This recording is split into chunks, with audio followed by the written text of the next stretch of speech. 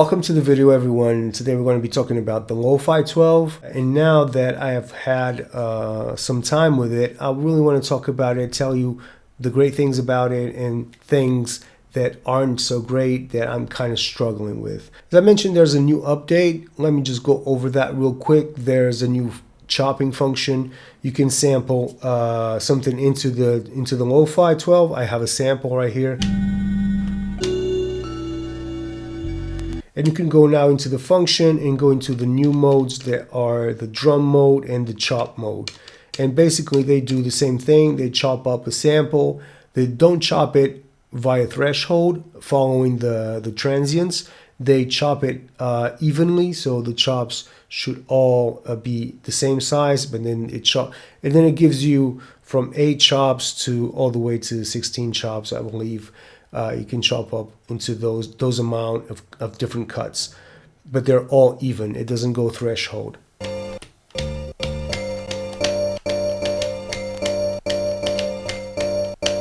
Okay, so that's great. Now we have the ability to sample something in, and then with this new mode, it will chop your sample up. I'm hoping that for the next update, maybe bring in threshold chopping. That way you can find, it will be easier to find where the hits are. But this works great as well, and it's a creative way of actually using your sample.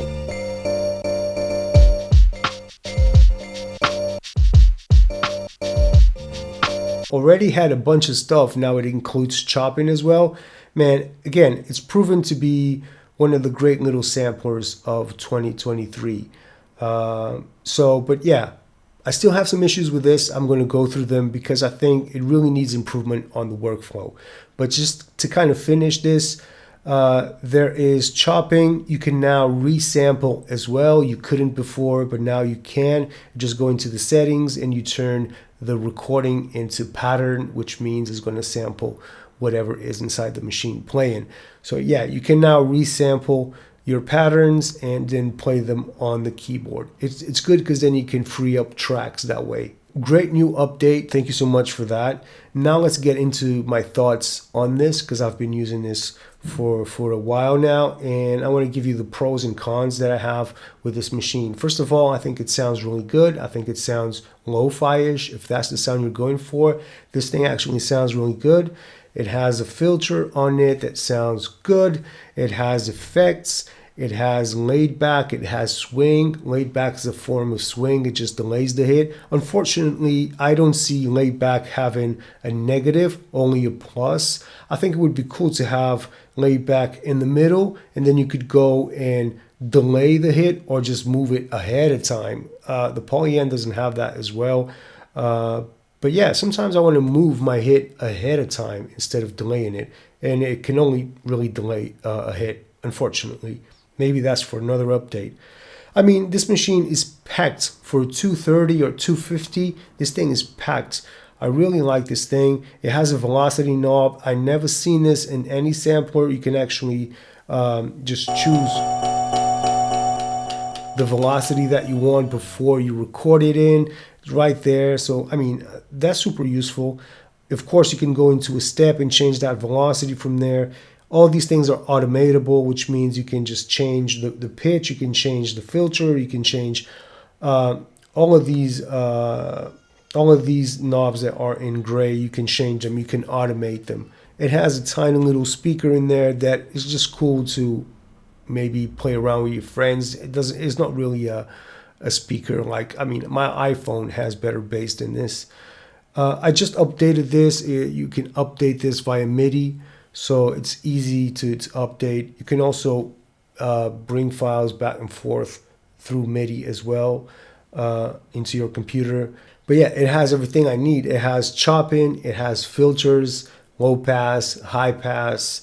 It has a nice sequencer, and that's what I look for in samplers, to be honest. I just want something that I can sample. It samples at low rates, like 12K, 24K.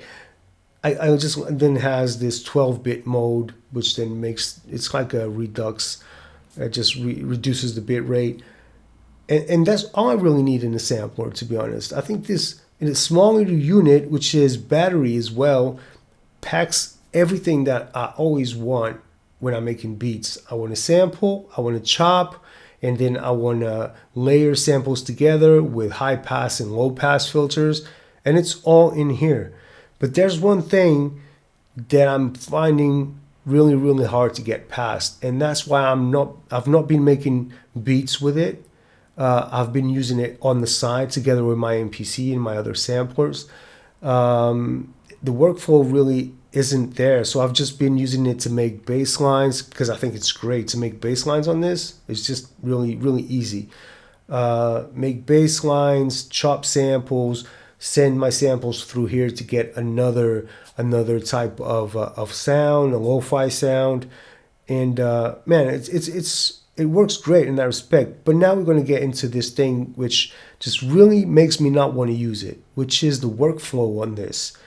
Once I get into layering samples on this, I just get frustrated and I stop playing with it.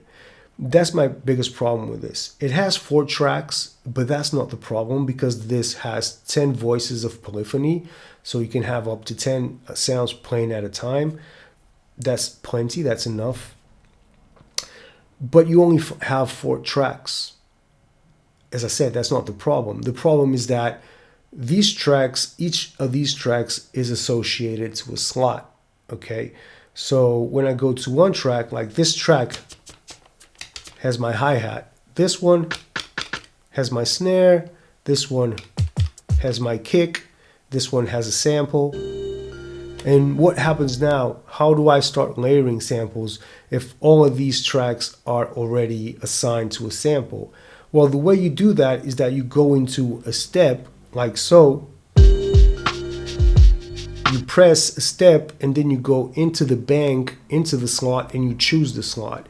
Now, this kind of works, but not really, because there's no way for you to preview the sample that's in there unless you stop the sequence. So if you stop the sequence, I can now go here and maybe change a sample, but that's really not the same thing as having not having the actual sequence playing and you trying out samples while the sequence is playing. So I'm having a lot of issues with that once I get to the 4th track and then I want to add more samples. You can do that, but it's not intuitive, and it really breaks my workflow because I want to have my beat playing and I want to go into the banks and I want to choose and try out other samples and then layer them and put them on the sequence. But you can't do that. Once you get to that 4th track and you want to add more samples, it just gets a bit frustrating. And at least for me, I can't really do it. And I know the workflow is supposed to be go into a step and go into the bank and choose a slot and insert. And that works, man. You can put a sample into there and then maybe change the pitch of that. But I mean, just the workflow, in my opinion, doesn't really work. Even if you put the step in, then you want to change the pitch, you have to stop the sequence to change the pitch. But if your sequence isn't playing, then how can you tell if the pitch is working with the rest of the sequence? It just hurts my brain a little bit. You know, I'm not really getting in with that sort of workflow. If you could fix that, I think this could potentially be one of the greatest samplers in 2023 for lo-fi producers, bedroom producers. So I think the problem here is that I can't just go into a bank, because if I have 4 tracks playing right here, now I want to try another sample. If I go and try to search for other samples,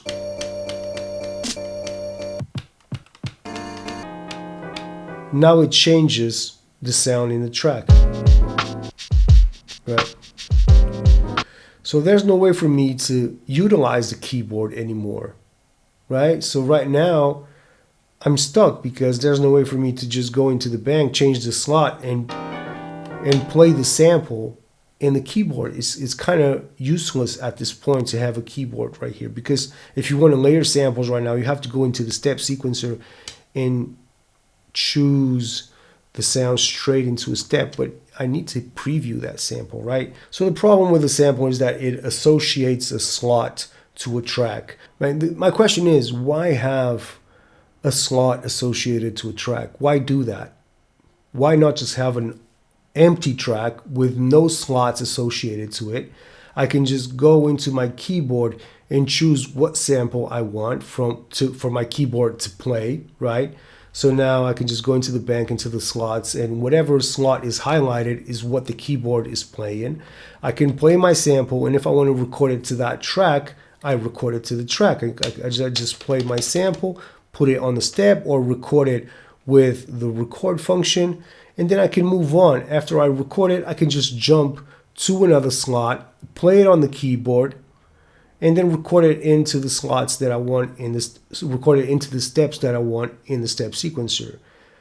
But having that slot locked into the track just creates a lot of problems. In my opinion, it shouldn't be there.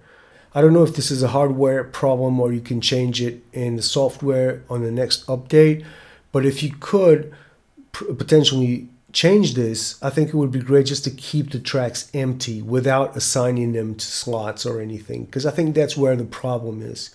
When you assign a slot to a track, you're basically making that track useless for other samples because you can't really use the keyboard anymore, because you can't change the bank, therefore you can't really play them on a keyboard, right?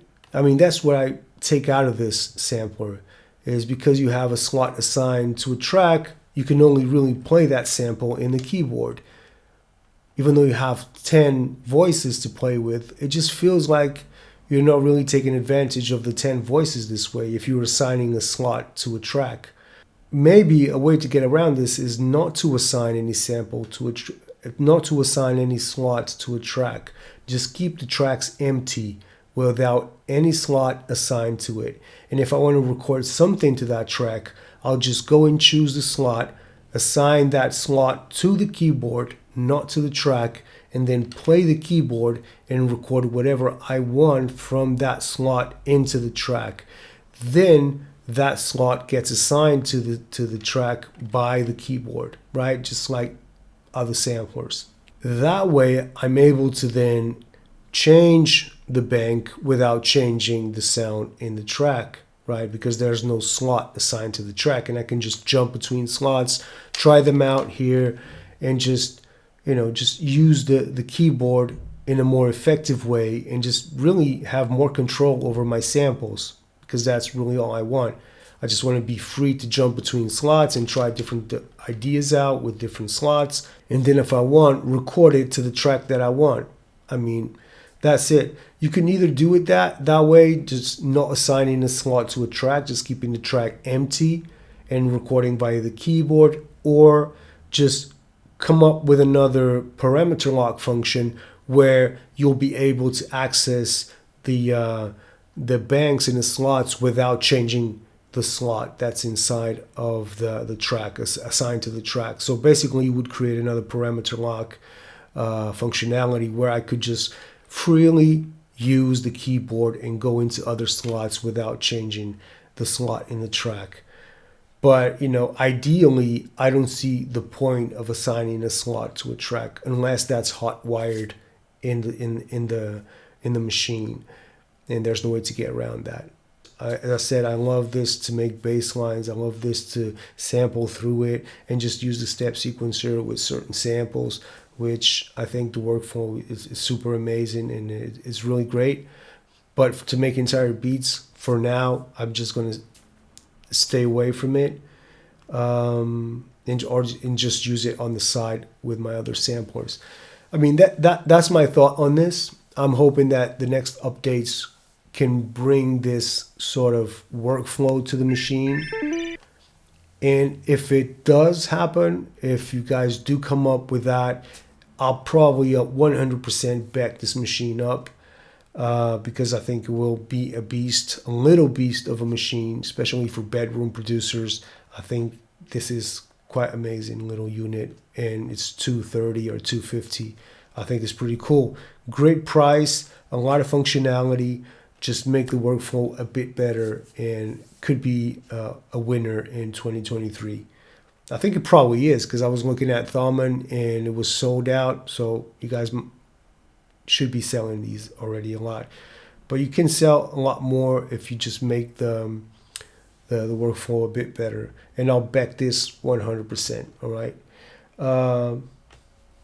Have a great day. Thank you for watching the video, and I'll see you on a coming video. All right. Take care. Peace.